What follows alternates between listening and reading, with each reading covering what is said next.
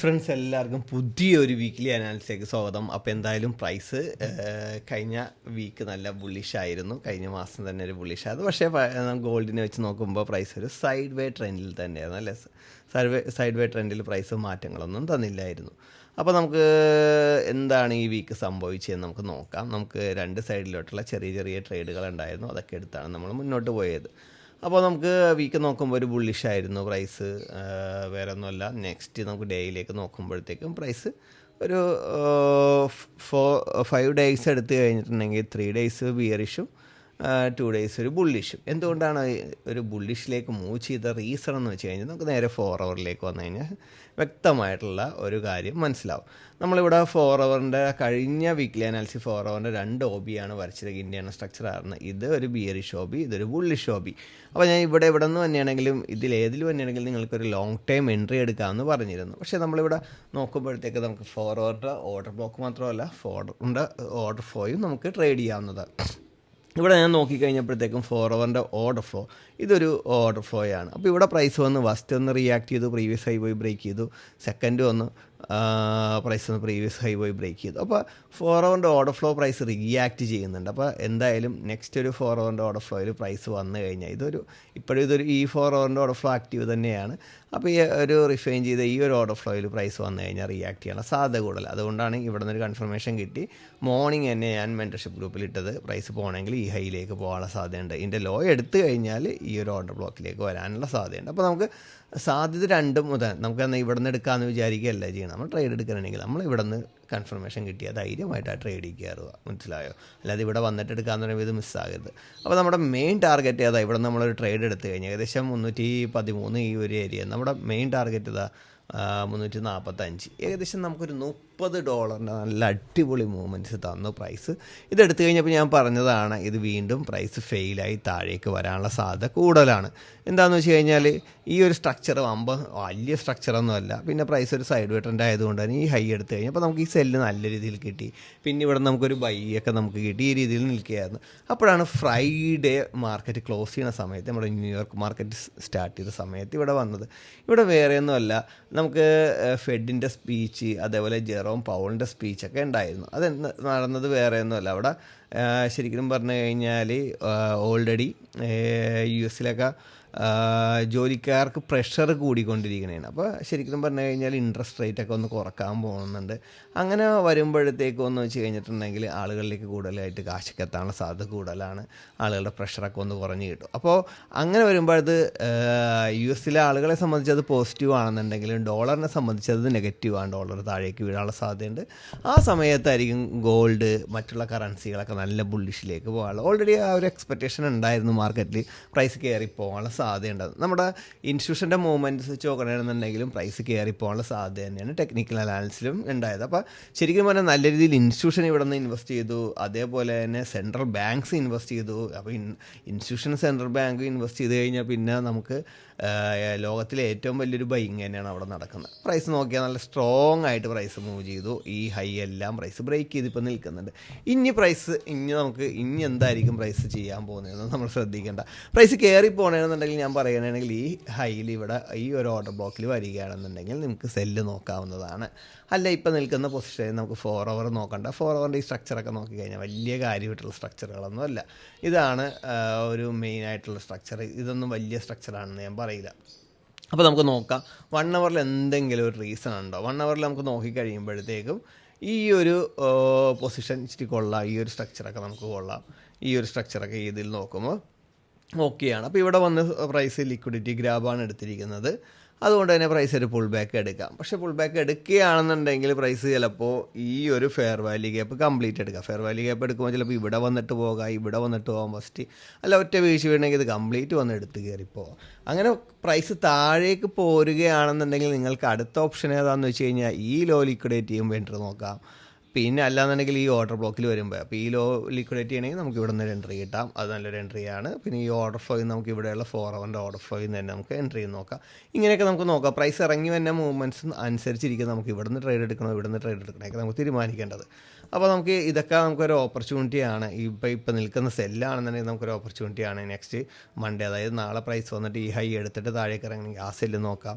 ഇവിടെ എന്താ നമ്മുടെ 4 അവറിൻ്റെ ഓർഡർ ഫ്ലോയിൽ വന്ന് റിയാക്ട് ചെയ്ത് കൺഫർമേഷൻ ആ ബൈ നോക്കാം. പക്ഷേ ഞാൻ പറയണത് എല്ലാം നിങ്ങൾ ഇതേപോലെ ലോങ് ടൈം നിങ്ങൾ ഈ ഒരു കണ്ട ക്യാൻഡിൽ പോലെ കിട്ടുമെന്നും പറഞ്ഞാൽ ലോങ് ടൈം ഹോൾഡ് ചെയ്ത് എടുക്കുന്നത് മണ്ടത്തരമാണ്. കറക്റ്റായിട്ട് ടാർഗറ്റുകൾ വെച്ച് ബ്രേക്ക് ചെയ്യാനൊക്കെ വെച്ച് പ്രോഫിറ്റ് എടുത്തു പോകും. എന്താണെന്ന് വെച്ചാൽ ഈ സൈഡ് വേ ട്രെൻഡ് ഇന്നൊന്നും തീരില്ല. അതുകൊണ്ട് തന്നെ ഈ സൈഡ് വേ ട്രെൻഡ് തീരാത്തതുകൊണ്ട് തന്നെ ഇങ്ങനത്തെ 1-2 ക്യാൻഡിൽസ് കണ്ട് ഇതേപോലത്തെ മൂവ്മെൻറ്റ്സിലൊക്കെ പോയിട്ട് ഇങ്ങനത്തെ മൂവ്മെൻറ്റ്സ് കിട്ടുമെന്നും പറഞ്ഞ് ട്രേഡ് എടുക്കാം. നമുക്ക് എപ്പോഴാണ് ഇതേപോലത്തെ ഒരു ക്യാൻഡിൽ വന്നതെന്ന് പറയാൻ പറ്റില്ല. ഇപ്പോൾ ഇവിടെ വന്നതിന് ശേഷം പിന്നെ വന്നേക്കണത് ഇവിടെയാണ്. അപ്പോൾ ഡേറ്റ് ഒന്ന് നോക്കിയേ, ഓഗസ്റ്റ് 1-ാം തീയതി, അതിന് ശേഷം വന്നിരിക്കുന്നത് ഓഗസ്റ്റ് 22-ാം തീയതി. അപ്പോൾ നമ്മൾ അതുവരെ ഇങ്ങനത്തെ ട്രേഡും നോക്കി നിന്നിട്ട് കാര്യമില്ല. വരും ചില ന്യൂസ് സമയത്ത് നമുക്ക് പ്രെഡിക്റ്റബിൾ അല്ല. നമുക്ക് കിട്ടുന്ന ഇത് കറക്റ്റായിട്ട് ട്രേഡ് എടുക്കുക, പ്രോഫിറ്റ് എടുത്ത് മാറുക, ഇതാണ് നമ്മൾ ചെയ്യേണ്ടത്. നമുക്ക് നോക്കാം 15 മിനിറ്റിലൊക്കെ ഒന്ന് റിഫൈൻ ചെയ്ത് കഴിഞ്ഞാൽ ഇൻസ്റ്റിറ്റ്യൂഷൻ്റെ മൂവ്മെൻറ്റ്സ് അനുസരിച്ച് കറക്റ്റ് കണ്ട് ഇവിടെ ഒരു ചെറിയൊരു വിക്ക് ഓർഡർ ബ്ലോക്കാണ്. പക്ഷേ ഇൻസ്റ്റിറ്റ്യൂഷൻ കറക്റ്റായിട്ട് ആ ഇൻസ്റ്റിറ്റ്യൂഷൻ്റെ ആ ഓർഡർ ബ്ലോക്കിൽ പ്രൈസ് മിറ്റിഗേഷൻ നടന്ന് പ്രൈസ് നല്ല രീതിയിൽ ബുള്ളിഷിലേക്ക് മൂവ് ചെയ്തു. അപ്പോൾ ഇവിടെ എടുക്കാൻ പറ്റുമെന്ന് വെച്ച് കഴിഞ്ഞാൽ ഉറപ്പായിട്ട് എടുക്കുക. ഇവിടെ പ്രൈസ് ബോഡി ബ്രേക്ക് ചെയ്തു. നെക്സ്റ്റ് നമുക്ക് ഈ ക്യാൻഡിൽ നമുക്ക് ബൈ എടുക്കാമായിരുന്നു. ചെറിയൊരു ബൈ എടുത്തു കഴിഞ്ഞാൽ ഹോൾഡ് ചെയ്ത് കഴിഞ്ഞാൽ അത് പോസിറ്റീവ് ആയത്. പക്ഷേ ഞാൻ പറയണ ഞാൻ ആ ട്രേഡ് ചെയ്തിട്ടില്ല ഉള്ള കാര്യം ഞാൻ പറയാമല്ലോ. ഈ ഒരു ബൈയിങ് ആ സമയത്ത് ഞാൻ ചെയ്തിട്ടില്ല. ന്യൂസിൽ ഞാൻ എൻ്റെ PNL നോക്കിക്കഴിഞ്ഞാൽ പ്രോഫിറ്റൊക്കെ ഹിസ്റ്ററിയൊക്കെ നോക്കിക്കഴിഞ്ഞാൽ ന്യൂസ് സമയത്തൊന്നുള്ള ട്രേഡിങ്സൊക്കെ വളരെ കുറവാണ്. പിന്നെ എന്നെ സംബന്ധിച്ചെന്ന് പറഞ്ഞാൽ വീക്കെൻഡ് ആകുമ്പോഴത്തേക്കും ഏഷ്യൻ ലണ്ടൻ ചിലപ്പോൾ ഫ്രൈഡേ ചെയ്യും. അല്ലാതെ നമ്മൾ ന്യൂയോർക്കിലൊന്നും പോയി തലവെക്കാറില്ല. നമുക്ക് നമ്മുടേതായ കാര്യങ്ങളൊക്കെ നോക്കി പോകും. അപ്പോൾ ഇത്രയും ട്രേഡ്സുകളാണ് നിങ്ങൾ അടയാളപ്പെടുത്തി മാർക്ക് ചെയ്ത് അലർട്ട് ചെയ്ത് വെക്കേണ്ടത്. നമുക്ക് നേരെ ബ്രിട്ടീഷ് പൗണ്ടിലേക്ക് പോകാം.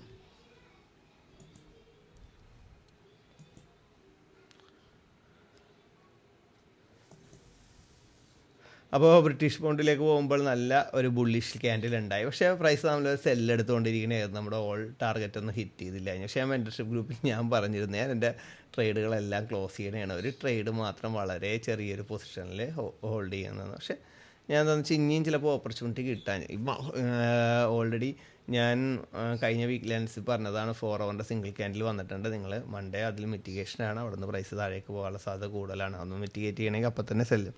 ഒരുപാട് പേർക്ക് നമ്മുടെ കോഴ്സ് എടുക്കാത്ത ആൾക്കാരും വീഡിയോ കണ്ടിട്ട് ഒരുപാട് പേര് ആ സെല്ല് കിട്ടി ഹോൾഡ് ചെയ്യട്ടെ എന്ന് വെച്ചാൽ എല്ലാവരും പ്രോഫിറ്റ് എടുക്കുന്നത് ഞാൻ എല്ലാവരോടും പറഞ്ഞ ഹോൾഡ് ചെയ്യണേ നിങ്ങൾ ഫസ്റ്റ് പ്രോഫിറ്റ് എടുത്തിട്ട് ഹോൾഡ് ചെയ്യും. ഇതാണ് ഞാൻ എല്ലാവരോടും പറഞ്ഞത്.